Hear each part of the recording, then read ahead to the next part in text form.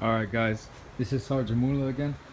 Hey, we're here working on it's my brother's car. It's a 350Z 2006.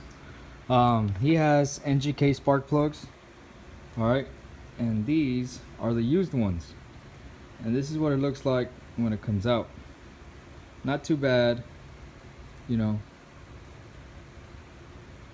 It's not too beaten up. NGK is a very good brand, and they do last a long time if installed correctly. Okay, so yeah, it's not too bad. I mean, you see a little bit of burning here. I mean, that's because it's wear and tear over time. Your electrode's still good, your gap's still good. Your strap here, your ground strap is still good, it's still intact. Everything's okay. NGK is the way to go. Alright, now the issue was he had a misfire, and you can feel it. The engine just kept on like rumbling, like you can feel the misfire. So these were the codes that he received. He did go to AutoZone. Code P03 indicates there were too many random cylinder misfires with a predetermined period of time. And these are the codes as of today, actually. Multiple misfires, exhaust valve timing control, position sensor, bank 1 and bank 1. So if you have the same codes, this is what we found out. It's a 350Z Touring Edition. It's the 6-speed, 2006. Well, as he was pulling out this one here, it kind of broke off. So what we did, we tested it with the DMM, and it came out to mega ohms. But the first two came out to OL, out of limit, infinite. And the other two were at 1.68 kilo ohms to 1.8 kilo ohms. That's where you want to be. Sorry, I was out of the picture there. The first two were OL. They should be at mega ohms, around 4.6.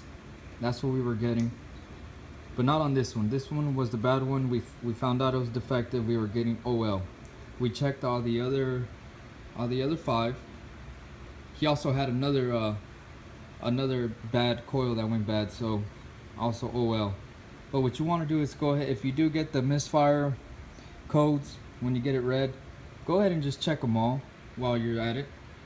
I mean, you're already in the process of taking your spark plugs out and everything. Might as well change out all your spark plugs and then check every single coil.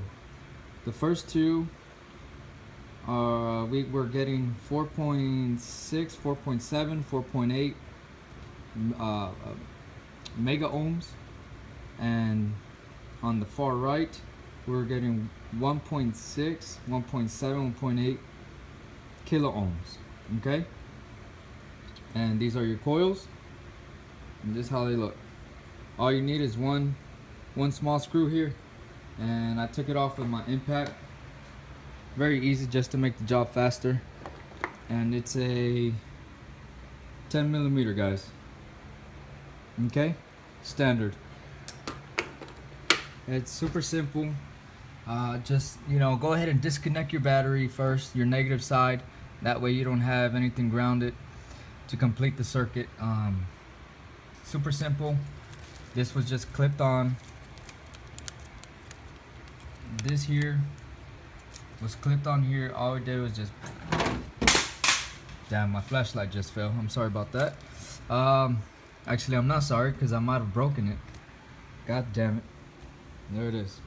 I just bought it today. There's the brand new NGK that I just installed for him. Pretty much done. What you want to do is, oh, also I torqued it down to 18 foot-pounds. So it's not too difficult, just 18 foot-pounds. Doesn't need more.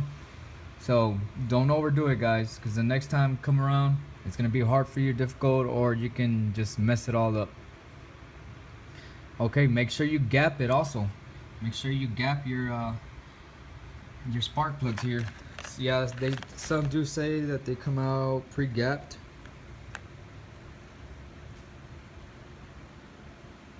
But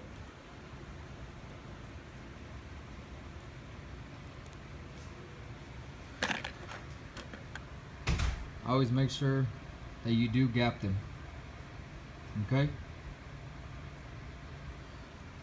I always make sure I gap mine. So pretty much that's it. Spark plug, then your coil pack, and then go ahead and connect it. Let's see here. Where's the other connector? Right here. Connector super simple.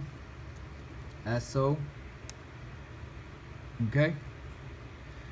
If you think you're not getting any power to your coil, go ahead and mess with this right here. You should get voltage here, and your signal and your voltage.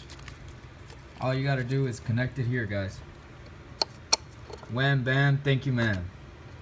Okay, it has a little clip here right there.